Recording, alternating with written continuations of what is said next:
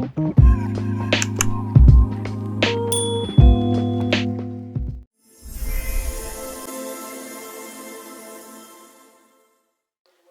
इसी के बाद अगली क्लास बेटा ना आपका ही पूछना है कि इसमें इन्वेस्ट कैसे करेंगे। तो जैसे आप लोग जिस तरीके का ब्रोकरेज प्लेटफॉर्म यूज करते हो वहां पर जिस सेक्टर पर जाना है उसको फाइंड आउट करेंगे और उस सेक्टर पर जाकर रिसर्च करेंगे और फिर खरीद लेंगे। चलिए आगे बताने भी जा रहे हैं। अब यहाँ पर है हाउ ईटीएफ वर्क्स, कैसे ईटीएफ वर्क करता है एंड इसके एडवांटेज क्या है। ठीक, पहले काम करने के लिए अंडरलाइंग एसेट्स मैंने आपको बता दिया। अंडरलाइंग एसेट्स का मतलब होता है जहां पे आप बॉन्ड्स ले लें, सिक्योरिटी ले लें, स्टॉक्स ले लें, एफडीज ले लें ना, इसको कहते हैं अंडरलाइंग एसेट्स। तो ये आपका पैसा कहां इन्वेस्ट करता है, अंडरलाइंग एसेट्स में इन्वेस्ट करता है। स्टॉक्स खरीद लेता है, बॉन्ड खरीद लेता है, सिक्योरिटीज खरीद लेता है, कमोडिटीज में चला जाता है। तो इस तरीके से अंडरलाइंग एसेट्स में आपका पैसा इंडेक्स के द्वारा ट्रेड हुआ था। क्लियर। दूसरे नंबर पे कॉस्ट इफेक्टिव, मैंने आपको बताया कि यहां पर कॉस्ट बहुत कम चार्ज होता है। क्यों, क्योंकि जाहिर सी बात है अगर आप किसी म्यूचुअल फंड हाउस में जाएंगे, अभी आगे चल करके कॉस्ट को पढ़ेंगे, लेकिन जनरल फिगर में समझिए कि अगर आप अपना पैसा किसी व्यक्ति को दे रहे हैं तो वह कंपनी नंबर ऑफ एम्प्लॉइज को रखी है, फंड मैनेजर्स को रखी है, जहां पर एडवाइजर्स को रखी है, बहुत बड़ा पैनल बना के रखी है कि वो आपके फंड को मैनेज करे। लेकिन इंडेक्स के साथ ऐसा नहीं है, उसकी कॉस्ट इस जगह पर बहुत मिनिमम है। क्लियर हो गया, बात समझ आ गई। फिर तीसरे नंबर पे प्राइस का मूवमेंट है। देखो जनरली तौर पे कहा जाए तो प्राइस का मूवमेंट तो इसमें भी बढ़ता और घटता बहुत अच्छा है। प्राइस का मूवमेंट इसमें भी बहुत अच्छा चलता है, इसमें कोई बट नहीं है। लेकिन उसके बावजूद भी अगर आप इसकी कंपैरिजन म्यूचुअल फंड्स और स्टॉक से करेंगे तो वहां आप गलत हैं, क्योंकि स्टॉक्स में प्राइस का मूवमेंट फास्ट होता है। टाटा पावर में अगर आपने लिया हुआ है, उसमें अगर आप एसआईपी कर रहे हो तो आप देखोगे कि उसमें 10-10, 12-12, 14-14 रुपए का मूव एक ही दिन में आ जाता है।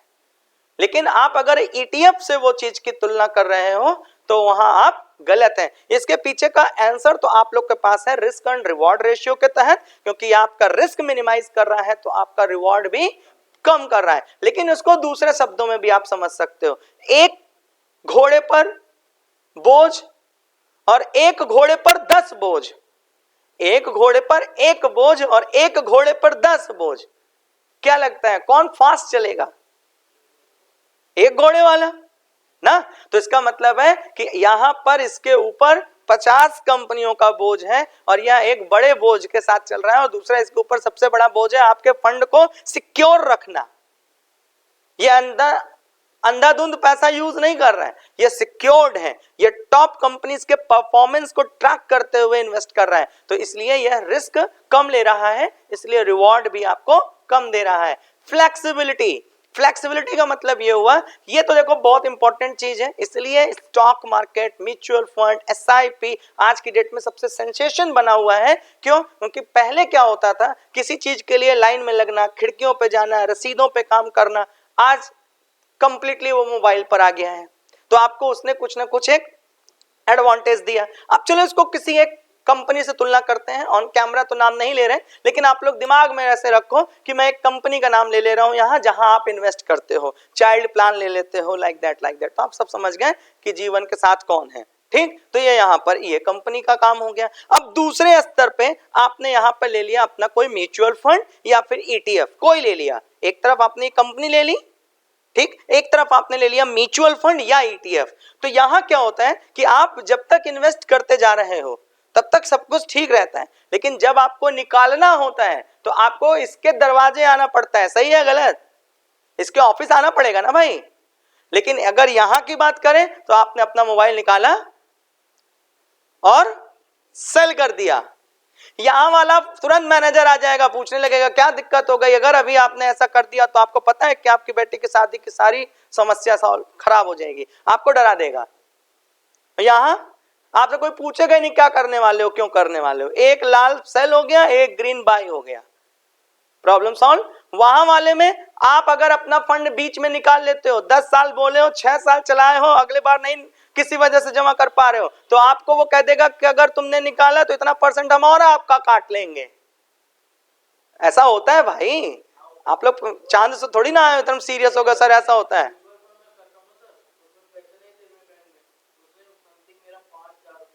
काट लिया ना, हो गया धोखा, तो काट लिया। तो यही चीज आपने राज्य समझा कि वहां इतनी फ्लेक्सिबिलिटीज नहीं है, और यहाँ क्या है, एकदम ट्रांसपेरेंट है सारी चीज। जब तुम्हारा मन करे खरीदो, जब तुम्हारा मन करे बेचो, जब तुम्हारा मन करे इन्वेस्ट करो, जब तुम्हारा मन करे ना करो। तुम 1 साल तक हर महीने जमा कर रहे हो, जमा करो। 2 महीने जमा किए, नहीं कर पाए, मत करो। फिर चौथे महीने सब एक साथ जमा कर दो, मतलब तुम्हारी बपौती है, जो मर्जी करो, जितना पैसा रहेगा उसी पे प्रॉफिट लॉस का ट्रांजैक्शन होगा। ठीक है, बाउंस चार्ज जोड़ देंगे। तो ऐसी बहुत सारी चीज, यहां फ्लेक्सिबिलिटी है, यहां बहुत सारी चीजों को लेकर आप फ्लेक्सिबल हैं। आप अपनी चीजों को तुरंत बाय और सेल एनी टाइम कर सकते हैं, कहीं पर भी बैठ के। तो that is known as flexibility, that is tax efficiency. तो अभी टैक्स को लेकर के आप लोग सीरियस रहे, क्योंकि आप लोग स्टॉक मार्केट में आ तो गए हैं, लेकिन मुझे पता है कि आपकी नीयत क्या है आने की और कैसे आए हैं ना, और क्या उद्देश्य लेके आए। लेकिन मेरा एज ए टीचर धर्म बनता है कि आप लोगों को पिक्चर बिल्कुल साफ करें। यह एक बिजनेस है ना, तो इस पे फोकस करिए।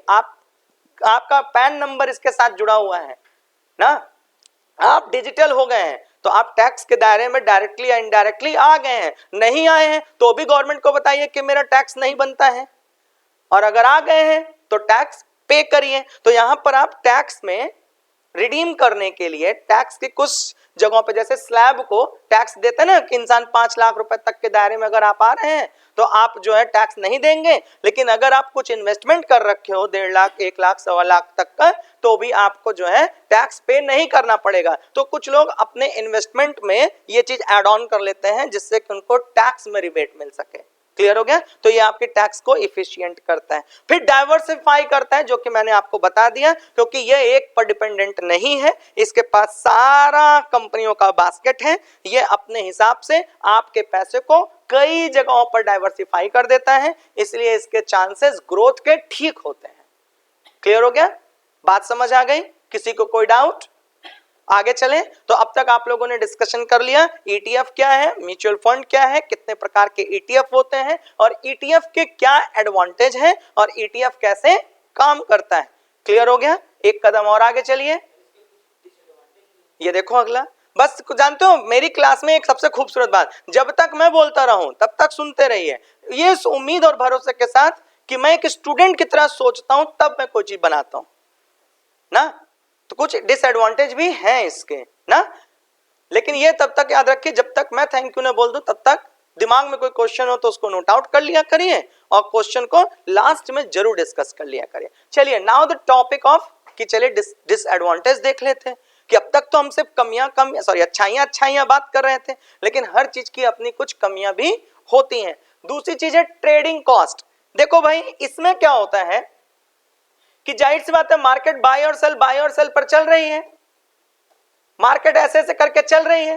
तो आपने एक बार यहां खरीदा, यहां बेचा, यहां खरीदा, यहां बेचा, यहां खरीदा, यहां बेचा, और इस तरीके से आप लगातार 1,000 रुपए यहां डालते आ रहे हो। हर एक एंगल पे, जो इतनी बार मैं लाइन खींच रहा हूं, यहां पे 1,000 रुपए डाल रहे हो। तो जितनी बार आप 1,000 रुपए डाल रहे हो, क्या ट्रेडिंग कॉस्ट नहीं बढ़ा रहे हो ना? तो ट्रेडिंग कॉस्ट बढ़ी, और यही 1,000 रुपए अगर 4 बार जमा करना था और मार्केट की डिप है, तो 4,000 एक बार में डाल दो। क्यों? क्योंकि आप जितनी बार बाय और सेल करेंगे उतनी बार आप प्लेटफॉर्म फीस देंगे, ट्रेडिंग कॉस्ट देंगे, तो वह आपके ऊपर एक एडिशनल खर्च आ जाएगा, तो ट्रेडिंग कॉस्ट बढ़ जाती है।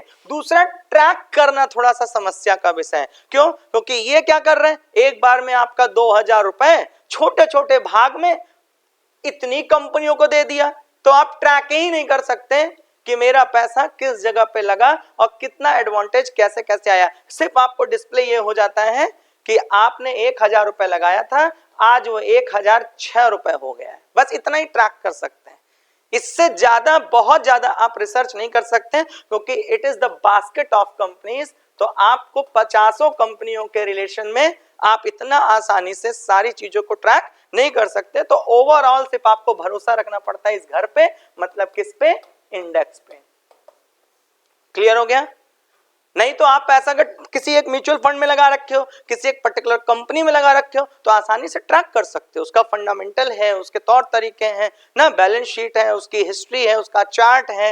लेकिन यहां पर आपको चार्ट के लिए हेल्प किसकी लेनी पड़ती है? सिर्फ और सिर्फ इंडेक्स की। इंडेक्स वो आपका पैसा कहां कहां यूज कर रहा है, किस तरह से सर्कुलेट कर रहा है, ये इसका ट्रैक करना इतना आसान नहीं है और इतना कोई करता भी नहीं है। तो यहां पे आपके पास दूसरी चीज क्या आ गई, ट्रैकिंग के लिए एरर है। बाकी इसके अलावा एक तीसरा छोटा सा डिसएडवांटेज है जिसको यहां पर इसलिए नहीं लिखे क्योंकि वो डिसएडवांटेज नहीं है, वो एक साइकोलॉजी है कि भैया ये आपसे रिस्क कम ले रहा है तो आपको रिवॉर्ड भी कम दे रहा है। अब मैं यहां रिवॉर्ड कम लिख दूं तो आधे लोग को लगेगा देखो अमीर बनने जा रहे थे इन्होंने रोक दिया ना, तो कई बीमार भी हैं, तो इसलिए प्रॉब्लम ये है। तो भैया यहां पे ये लाइन इसलिए नहीं लिखे क्योंकि आपसे रिस्क कम ले रहा है, इसमें आप कैपिटल बनाने के लिए नहीं सोच रहे हो, इसमें आप ये सोच रहे हो कि मेरा फंड भी सिक्योर्ड है, मेरा फंड अंततः जीरो नहीं होगा।